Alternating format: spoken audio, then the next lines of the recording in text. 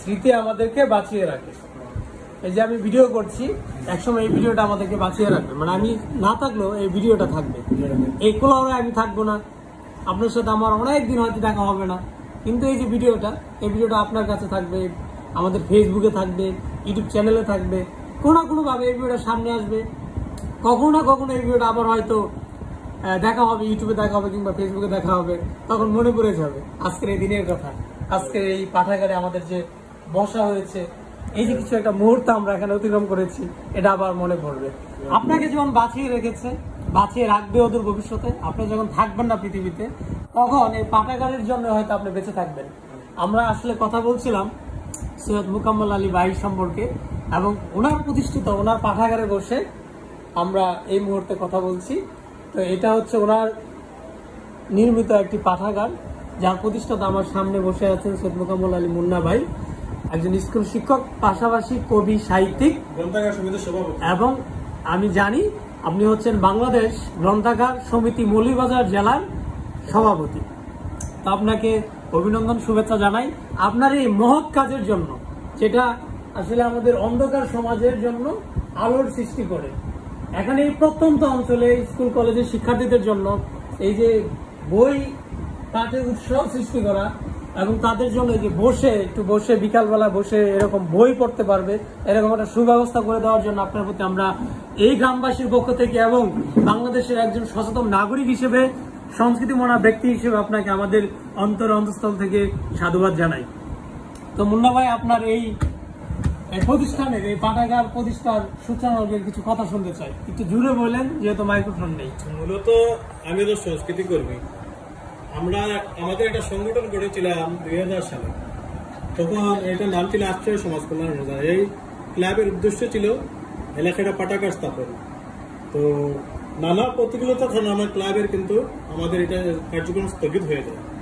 পরবর্তীতে আমি তো লেখালেখির সাথে জড়িত থাকি, কিন্তু মনের ভিতরে একটা সত্য প্রতিভা সবসময় আমার নাড়া দিত যে একটা লাইব্রেরি করার জন্য।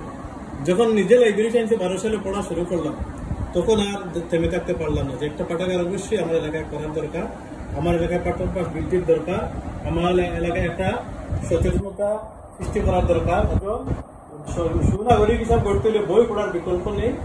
আমার এলাকার ছেলেমেয়েরা, যুবক এবং বয়স্ক সবার জন্য এই পাঠাগার উন্নত, সবাই এখানে বই পড়ে সমৃদ্ধ হবে। এই আসে আমি আমার মা বাবার মা বাবার নামে এলাকায় পাঠ্যাভ্যাস বৃদ্ধি হল আমার মূল লক্ষ্য উদ্দেশ্য। আপনি দুর্দিকে আসছেন, কষ্ট করার জন্য আপনাকে ধন্যবাদ। যে আপনার লক্ষ্য উদ্দেশ্য খুবই চমৎকার, এবং এইটাই আমরা আশা করি। আপনি এই যে শুরুতে একটা কথা বলেছিলেন, যেখানে লাইট আছে সেখানে আর লাইট জ্বালানোর দরকার নেই। তো এটা আমরা আসলে বিশ্বাস করি, যে সব জায়গায় আসলে অনেকগুলো প্রতিষ্ঠান আছে, দেখা যায় যে ওই সব জায়গাতে আরো কেউ হয়তো প্রতিষ্ঠাবান ব্যক্তি আছেন, সেজন্য আরো প্রতিষ্ঠান হচ্ছে, তাতে খুব বেশি লাভ হচ্ছে না, অনেক সময় আরো হিংসা হানাহানির সৃষ্টি হচ্ছে। তার চেয়ে বরং যেসব প্রত্যন্ত অঞ্চলে লাইট নেই, সেখানে লাইট লাগানোটা আমাদের জন্য কাম্য, আমাদের সমাজের জন্য সেটা সফল করে নিয়ে আসবে, সফলতা নিয়ে আসবে। তো আপনার এখানে কিরকম পাঠক বসে আসে, একটু এই বিষয়ে বলেন, যে এলাকার মানুষজনের কিরকম প্রতিক্রিয়া, বা স্কুল কলেজের ছাত্রছাত্রীদের কিরকম আনাগোনা, তাদের কি অভিমত? আমার এখানে দুই ধরনের সদস্য আছেন, আজীবন সদস্য এবং সাধারণ সদস্য। আজীবন সদস্য আছেন প্রায় 20 জন, 2-1 জনের চাঁদা দেন এই জন্য প্রায় বলতে হলে। আর সাধারণ সদস্য আছেন 200 জনের মতো মোট। আর আবেদন করছেন, কিন্তু মনে করেন এই কোন যোগাযোগ করছেন, এগুলো মিলিয়ে প্রায় 250-এর কাছাকাছি। মানে ওনারা হচ্ছে বই নিয়ে পরে আবার দিয়ে যায়, এইরকম মিলাইলে আমার 220। আর এমনি যদি গড় মিলাই তাহলে 250 জন সদস্য। আর যারা আজীবন সদস্য তাদেরকে নিয়ে আর কি আপনি অনুষ্ঠান করেন, আর ওদের অগ্রাধিকার একটু বেশি লাগবে, ওদের আর মাসে মাসে বাৎসরিক কোনো চাঁদা দিতে হয় না। আর সবচেয়ে বড় একটা গুণ হচ্ছে ছাত্রদের কোনো সদস্য দিতে হয় না, সদস্য ছাড়াই সদস্য। আপনার মাসিক চাঁদা কত? মাসিক চাঁদা নেয় বাৎসরিক 100 টাকা। 100 টাকা। যাক, এটা মূলত এই লাইব্রেরির উন্নয়নের কাজের জন্যই, তবে ছাত্রদের কাছ থেকে টাকা নেই না, এবং মাত্র 100 টাকা বৎসরে, বাৎসরিক 100 টাকা। এটাকে আসলে চাঁদা না বলাই ভালো, কারণ অনেকে আবার ভাবতে পারেন যে লাইব্রেরিতে আবার টাকা নিচ্ছে কেন। 100 টাকা 12 মাসে, মানে একেবারে নাই বললেই চলে। এবং আমার যেটা মনে হচ্ছে যে এই পাঠাগারের পক্ষ থেকে হয়তো বিভিন্ন সাংস্কৃতিক অনুষ্ঠানও আয়োজন করা হয়ে থাকে।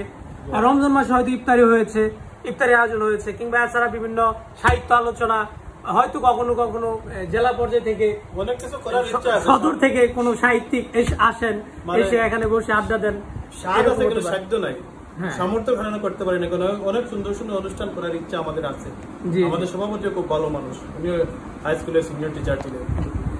আমরা এতক্ষণ যার সাথে কথা বলছিলাম সৈয়দ মুকাম্মল আলী মুন্না, তো ওনার নিজেরও কয়েকটি বই আছে। এই মুহূর্তে আমার হাতে একটি বই আছে, যেটা জনপদে জোনাকি বাসর সম্পাদিত একটি বই, 2006 সালে প্রকাশিত হয়েছিল।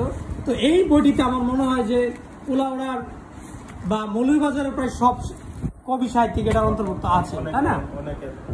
প্রায় মনে হয় সবাই আছেন, কারণ এখানে যেহেতু আমি দেখতে পাচ্ছি অনেকগুলো নাম।